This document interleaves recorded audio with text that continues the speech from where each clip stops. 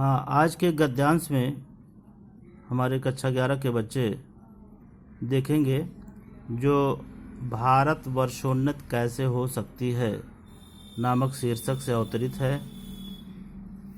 इसके लेखक जो हैं वो भारतेंदु हरिश्चंद्र जी हैं। प्रस्तुत गद्यांश में भारतेंदु हरिश्चंद्र जी कहते हैं कि सभी प्रकार की उन्नतियों का मूल धर्म है।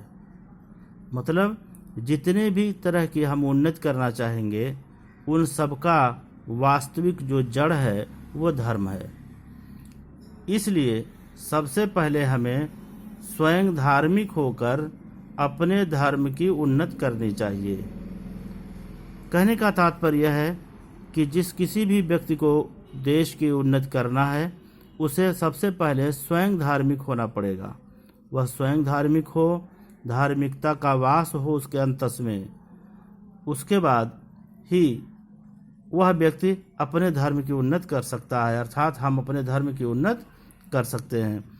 जब तक हमारे अंतस में धर्म का समावेश नहीं होगा तब तक हम किसी क्षेत्र में आगे नहीं बढ़ सकते। ये इसका वास्तविक स्वरूप है।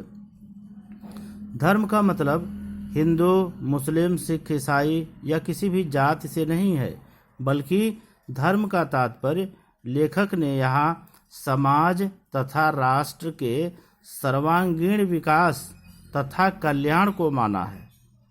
हर कोई ऐसा कार्य जिसमें सार्वजनिक हित निहित हो वह धर्म है। यह नहीं कि किसी एक व्यक्ति का फायदा हो, किसी एक धर्म जाति का फायदा हो, किसी एक समाज का फायदा हो और दूसरे समाज का हानि हो तो वह धर्म नहीं हो सकता है। अर्थात हमें प्रत्येक कार्य धर्म के अनुसार करना चाहिए, क्योंकि इस प्रकार से किया गया कार्य किसी जाति, धर्म तथा समाज को हानि नहीं पहुंचा सकता है। इससे किसी का नुकसान नहीं हो सकता है, बल्कि सबका विकास होगा। अंग्रेजों ने धर्म नीति और राजनीति के द्वारा अपना निरंतर विकास किया है। वहाँ आप नहीं देखेंगे कि दो समाज आपस में लड़ रहा है, बल्कि सब लोग एक हो जाते हैं।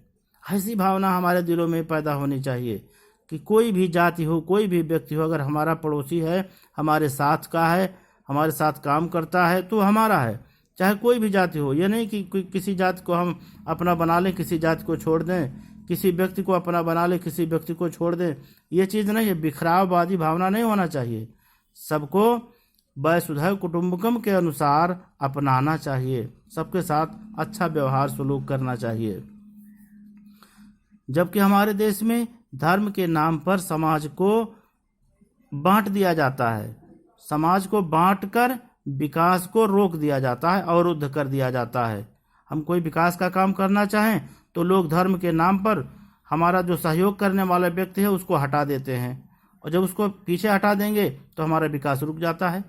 अर्थात हर विकास को हमें मिलकर करना होगा।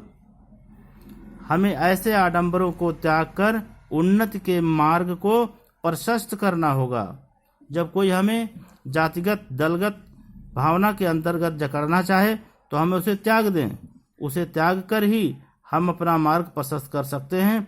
तभी हमारे धर्म, जाति, समाज तथा देश की उन्नति संभव है। अर्थात हमारा देश अवनति के पथ पर चला जाएगा, जो कि हमारे लिए बेहतर नहीं है। तो कहने का मेरे सेंस यह है कि लेखक ने यह कहा है कि हमें सबसे पहले अपने धर्म का विकास करके अपने देश का विकास करना चाहिए। आप जानते हैं कि इसमें व्याख्या नहीं आता है, 3 क्वेश्चन आते हैं। 3 क्वेश्चन में पहला आपने देखा, फिर दूसरा देख लीजिए, फिर तीसरा देख लीजिए। तीसरे का जवाब इधर दिया हुआ है, आप उसको देख लेंगे। हिंदी गद्य के इतिहास से संबंधित हम आपको कुछ रचना और उसके लेखक का फोटो दे रहे हैं। इसको आप अपनी कॉपी में लिख लेंगे, क्योंकि परीक्षा में जैसे दे दिया कि श्रृंगार रस मंडन के लेखक कौन हैं, तो आप लिख देंगे विट्ठल नाथ। गोरा बादल की कथा जटमल, नासकेतोपाख्यान सदल मिश्र।